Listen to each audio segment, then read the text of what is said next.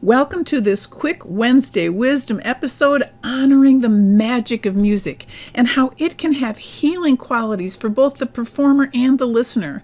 And we're going to start by remembering the reason that I even do these episodes, and that is to encourage us all to live in harmony with the infinite wisdom that dreamed all of us into being. Now that means that when we're able to perceive the world from that point of view, we're able to experience a life as a much more enjoyable and less reactionary experience. So I'm Carrie Fox, and my main gig is that I help wounded women to get their mojo back. Whether it's after falling down a rabbit hole or after some trauma, maybe after a heartbreak that's been devastating, or just when things pile up one upon the other and you start sliding down that slippery slope into feeling broken and wounded. Today's episode is about the magic of music, which can help so many of us, so many of you, get your mojo back. So on to our romp through the magic of music. And let's start with a little look into the history of music as an international and centuries-old phenomenon. Now, there's a belief that humans first used sound to recreate the sounds of nature, and that the voice was the first musical instrument. And then probably the hands got incorporated in that, were clapping or knocking rocks together, something like that. And literally, there have been instruments around and have been found in archaeological digs going all the way back to 50,000 BC. And over time, we created a lot of instruments. We've refined them again and again and again into some amazingly perfect sound creators. Now, a while ago, 60 Minutes did a show on a community in Paraguay where children, and this whole town actually in Paraguay was built on a trash heap. And the children of that town were recycling the trash and making them into musical instruments so that they could have some music in their life. And that inspired people all over the world to be more creative about creating sound. And not just with refuse and trash, but sometimes it was just plain fun to create music from objects.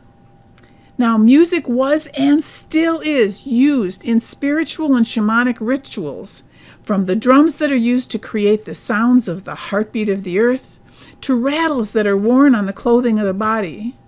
And singing bowls are a very popular musical instrument in the spiritual arena. Their sound is often used to allow us and help us to enter into a more quiet and calm state of relaxation. And that, of course, will help promote loosening the tensions of the body. Such a procedure is sometimes called sound massage. It is said that music is to the soul what exercise is to the body. So let's take a quick peek into how that works. On this particular graph, there's 4 different levels of vibration or sound that I'm going to talk about for a moment, but there are so many more. These are the ones that are most commonly related to us as being 3D physical beings and our vibratory state of consciousness.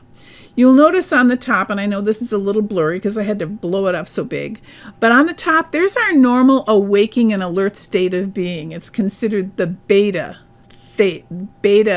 state of being. But when we relax or maybe go into a meditative type state, our vibrationary state slows down a little and we go into the next layer below that that's called alpha state. This is relaxing. And maybe even going into a state of sleep. And as we go deeper into that, that's called theta. That's when you kind of feel like you're floating, or you might be in a dream state. And then as you go down farther and farther, you go into delta, which is known as the deep sleep state. Now, our system, our 3D physical system, us, our cellular system, that's the state where our cells can renew and restore and repair themselves. It's when we are most connected with that non-physical state of reality, that infinite wisdom that dreamed us all into being.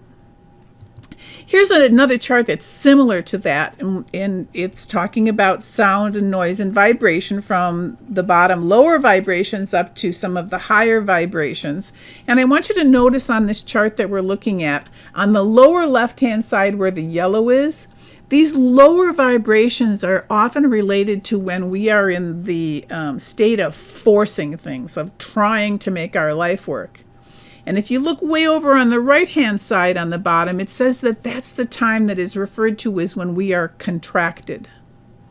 But if we take that up to the higher levels, look up on the higher left, where you see in green it says power. And that is when we are in our most powerful and creative states. And on the right-hand side, it tells you that that is referred to when we are expanded. So when we're talking about music, we're talking about vibrations that go from the very low vibrations of when we as a 3D human being are forcing life to happen and we're very contracted, and up on the top is when we are more powerful and we are in a more expanded state of being. So when we are performing or listening to music from a vibrational point of view, we are body and soul experiencing different frequencies, different emotions, different states of being. And those vibrations can not only align us with emotional and intellectual frequencies, but also when you consider that over 50 trillion cells that are in alignment with you and making up your bodies can also promote healing via the music and the sound and the vibrational frequencies. It's such a beautiful part of being a human being on the planet Earth. So what we've looked at so far is we've looked at a little bit of the history of music and the energy of music. So let's get on to look at some of the wisdoms and quotes about music. Now, the amazing Nelson Mandela said, "Music is a great blessing. It has the power to elevate and liberate us. It sets people free to dream. It can unite us to sing with one voice. Such is the value of music." Now, for all of us, you and me, music is an individual thing. Our participation in it can be from the point of being the creator of the music, letting the music flow out of us. And that's what I have showing here when I was in a band in the 1970s called Something Happened. We were performing, we were in the creative flow of letting the music flow out of us. And then to the other side of music and the magic of music is the people who are listening or witnessing or observing the music. This is what I call letting the music in. The music flows out through creation, and the music can be let in through the viewers and participators. Now, the power and magic of music lie in its intangibility and its limitlessness. It suggests images, but it leaves us free to choose them and then to accommodate them to our pleasure. Listen, really, music is the universal language for all ages, for all genders and species. Music makes us want to live. Mary J. Blige said, "You don't know how many times people have told me that they'd been down and depressed and wanted to die, but then a special song caught their ear and that helped give them a renewed strength." That's the power that music has. Now, for me, at a time in my life when I was broken and wounded, I'd bought a new CD pack just out of the blue, and I put disc 1 in my player, and I was just enjoying the music of the Eagles. And then song number 4 started to play. Now, I don't know how I had never heard that song before, because I was an Eagles fan. But soon after the song number 4 started to play, there were tears streaming down my face. And by the end of the song, I was a shapeless lump on the floor, sobbing. It was exactly what I needed at that moment to break open the heartbreak and to recognize how much time I had wasted being broken and wounded and miserable. The name of that song was Wasted Time, and the healing started for me in that moment, thanks to the magic of music. So the power of music to integrate and cure is quite fundamental. It is the profoundest non-chemical medication. This is from Oliver Sacks, who's a neurologist, and he's the author of a book called Musicophilia, Tales of Music and the Brain. Great guy, read his stuff. So one of the many things that I love about music and its healing powers is its effect on the elderly. It literally lights them up. We recognize the universal power of music to touch the hearts of men and women everywhere and in all generations, to inspire and encourage and to sustain and to lift and to comfort and to bring peace. I especially love how music affects those with dementia or the elderly that are on hospice in the end of life. YouTube has a trailer for a documentary that's called Alive Inside that shows older people who had been unresponsive, some who hadn't spoken for years and yet will start to sing along or to try to sing along with a song from their past or their childhood. There are many, many wonderful videos about the magic of music when it comes to older people and dementia people. There's even one from a CBS special called Using Music to Help Unlock Alzheimer's Patients' Memories. I encourage you to look at some of them. It will warm your heart how the magic of music is so powerful and works so well. So music is not sound. Music is using sound to organize emotions in time. Isn't that an interesting phrase?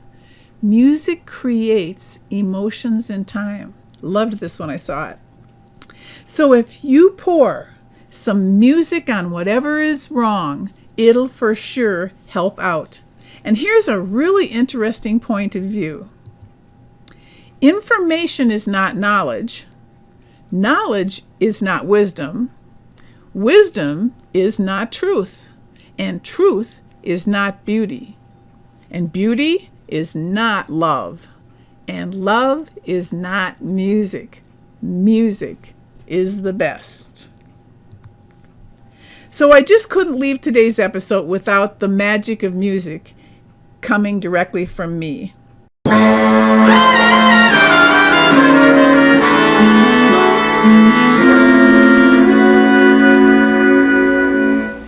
I've got the world on a string. I'm sitting on a rainbow.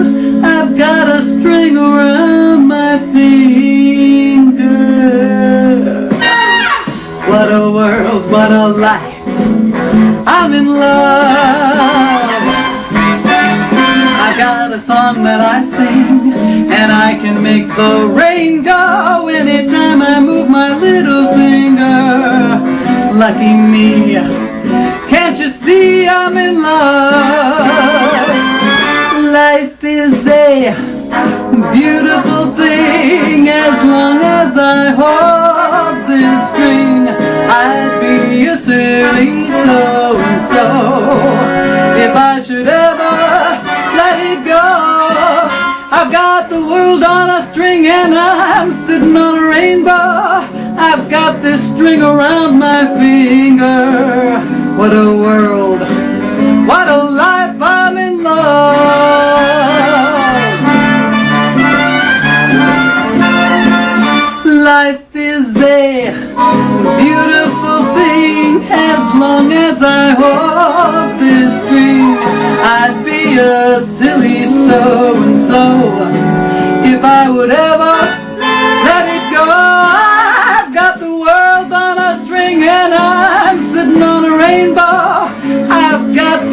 around my finger. What a world. Gosh, this is the life. Well, hey now. Well, I'm in love.